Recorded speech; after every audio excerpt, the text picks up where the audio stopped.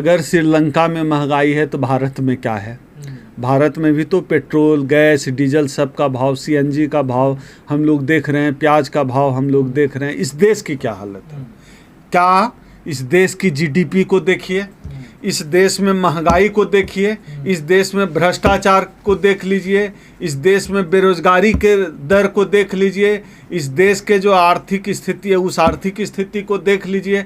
SBI को छोड़कर तमाम बैंकों को जो है निजीकरण करने की बात की जा रही है, उस स्थिति को देख लीजिए। तमाम सरकारी उपक्रमों का लगभग निजीकरण हो गया है, उस स्थिति को देख लीजिए। अभी मैं अहमदाबाद गया था 2 दिन पहले, तो जो वहाँ के एयरपोर्ट अथॉरिटी के जो एम्प्लॉय है वहाँ अडानी का यहाँ सीने पर चिपका हुआ था।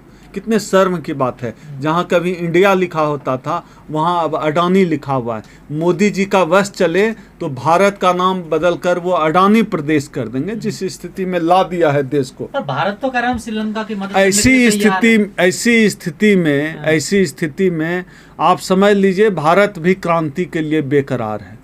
लोग उबे हुए हैं, लोग परेशान हैं, लोग बेचैन हैं। भारत की जनता त्राही त्राही कर रही है। इस देश की 85 से 90% आबादी जो इस देश का बहुजन है वो अपने हक अधिकार के लिए तिलमिला रहा है, मरा जा रहा है। लोग भूखमरी के शिकार हो रहे हैं, बच्चे कुपोषण का शिकार हो रहे हैं। आपको पता है सबसे अधिक कुपोषण वाला राज्य गुजरात है। गुजरात देश का एक ऐसा प्रदेश है जहां आज भी प्रदेश के कुछ हिस्सों में दलित जो है माथे पर पैखाना उठाते हैं, मल उठाते हैं, गू उठाते हैं माथे पर। तो ये इस देश में हो रहा है और इस स्थिति में कोई बदलाव नहीं हो रहा है। ये भले को ही अपने को विश्व गुरु कहें, लेकिन देश लगातार मोदी जी के राज में रसातल में जा रहा है। श्रीलंका से भी बदतर स्थिति आज भारत की हो गई है। यह देश अब क्रांति के लिए बेताब है, क्रांति के लिए तैयार है। लेकिन आप लोग क्यों कहते हैं श्रीलंका जैसी हालत हो जाएगी? श्रीलंका जैसी मैंने कही नहीं। 5 ट्रिलियन इकोनॉमी बनाने की बात कर रही है मैं श्रीलंका जैसी कही नहीं रहा। मैं तो कह रहा हूँ भारत की हालत श्रीलंका से भी बदतर है। और 5 ट्रिलियन इकोनॉमी की बात करने वाले लोग 5 ट्रिलियन में जीरो कितने होते हैं ये भी पता नहीं है उनको, जो बोलते हैं कि 5 ट्रिलियन इकोनॉमी बनाएंगे।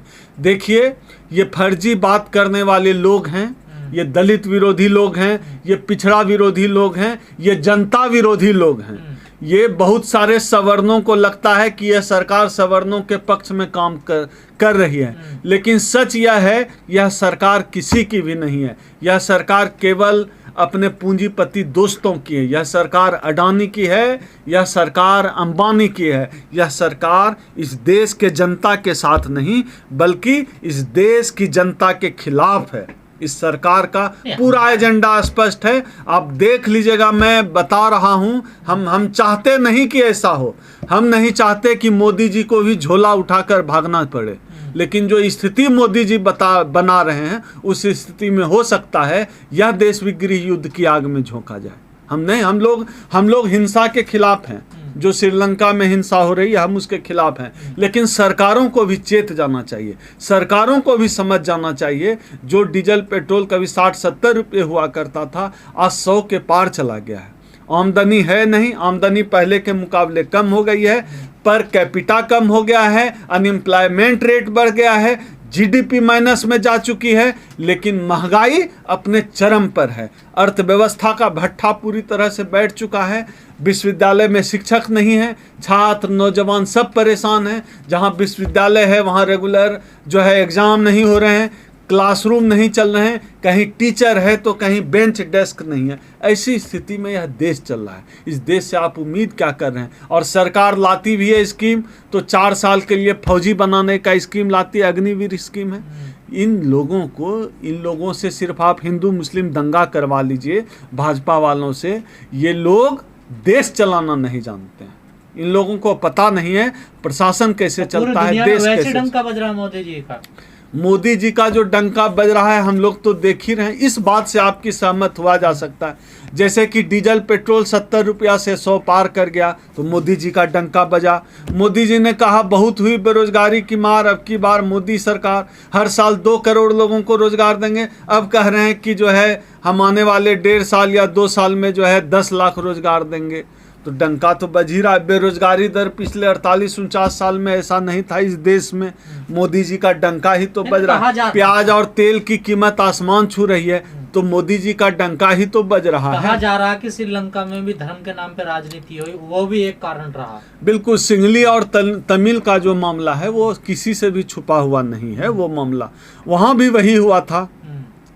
किसी जनता ना होकर किसी कोई धार्मिक प्रतिनिधि या नेताओं का फैन होकर जब व्यवहार करती है, तब देश में ऐसी स्थिति आती है कि आप अगर किसी को हीरो मान लेते हैं तो उसका गलत काम भी एक सीमा तक आपको महान काम दिखाई देता है। यही श्रीलंका में हुआ था कि इन्होंने अपने प्रधानमंत्री राष्ट्रपति को महान मान लिया था, सुपरमैन मान लिया था। जैसे अपने यहाँ मोदी होता है, वैसे श्रीलंका में होता था उनके नेताओं के लिए।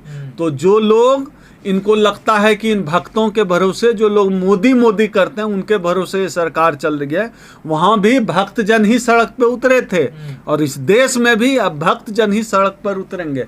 तो जो भक्तों के भरोसे भागवत और मोदी कूद रहा है, उनको इस बात श्रीलंका पे नज़र रखनी चाहिए। समय है, संभल जाना चाहिए। हम लोग हिंसा के खिलाफ हैं, लेकिन अगर जनता के साथ इस तरह का व्यवहार होगा कि उनको बिजली नहीं मिलेगी और आप जो है आलीशान महल बनाएंगे, उनको बिजली नहीं मिलेगी, उनको खाने को रोटी नहीं मिलेगी, गाड़ी में भराने के लिए पेट्रोल नहीं होगा, और आप जो है बना लीजिएगा अरबों खरबों का संसद भवन बनाइएगा, प्रधानमंत्री आवास बनाइएगा, तो जनता तो आक्रोशित है, जनता तो क्रांति कर ही सकती है। भारत तो दुनिया को खिलाता है। देखिए, मोदी जी के झूठ का कोई तो रिकॉर्ड है नहीं। आप सर्वे हो जाए, दुनिया का सबसे बड़ा झूठा कौन? मुझे लगता है कि मोदी जी को छूने वाला इस धरती पर पैदा ही नहीं हुआ। न पिछले 100 साल में मोदी जी जैसा झूठा आदमी पृथ्वी पर अवतार लिया था, न आने वाले 1000 साल तक हुआ। एक्सट्रीम लेवल के झूठे हैं मोदी जी। इतना झूठ बोलते हैं, इतना झूठ बोलते हैं। बोले बहुत हुआ किसानों का परवार, अब की बार मोदी सरकार, सारे किसान सड़क पर आ गए। बहुत हुई बेरोजगारी की मार, अब की बार मोदी सरकार बेरोजगार नौकरी के लिए त्राही कर रहा है। बहुत हुई महंगाई की मार, अब की बार मोदी सरकार, आप देख लीजिए क्या हालत है महंगाई की। यह सरकार, झूठ के पुलिंदे वाला प्रधानमंत्री हम लोगों को मिल गया है। केवल झूठ और झूठ बोलना है। कभी विश्व गुरु बताएंगे खुद को, कभी क्या करेंगे। इतना झूठ बोलते हैं कि लोगों ने इनके झूठ का हिसाब रखना भी बंद कर दिया है। सर, मोदी सरकार के बाद में तो विदेशी कर्ज बढ़ गया है भारत पे। इसके अलावा जो डॉलर है उसकी कीमत बढ़ती जा रही है। 79 रुपये, लगभग 80 रुपये आज जो है डॉलर हो गया है। भारत का जो है जो रुपया है 79 रुपये 50-60 पैसे हो गए हैं लगभग। मतलब 80 रुपये का। श्रीलंका में भी हुआ ना, विदेशी कर्ज भारत में भी बढ़ गया है। श्रीलंका पर भी चीन का कर्ज बढ़ गया था, तब इतनी हालत हुई। अपने देश को भी मोदी जी ने कर्ज में लाकर खड़ा कर दिया है। हम तो ईश्वर पे हम लोग यकीन नहीं करते, लेकिन प्रकृति से चाहते हैं श्रीलंका जैसी हालत ना हो, यहाँ कोई प्रधानमंत्री आवास में आग ना लगाए, हमारे मोदी जी को झोला लेकर ना भागना पड़े, ऐसा हम लोग चाहते हैं। तो इसके लिए मोदी जी को थोड़ा अब झूठ का सहारा छोड़कर थोड़ा ईमानदारी से काम करना चाहिए।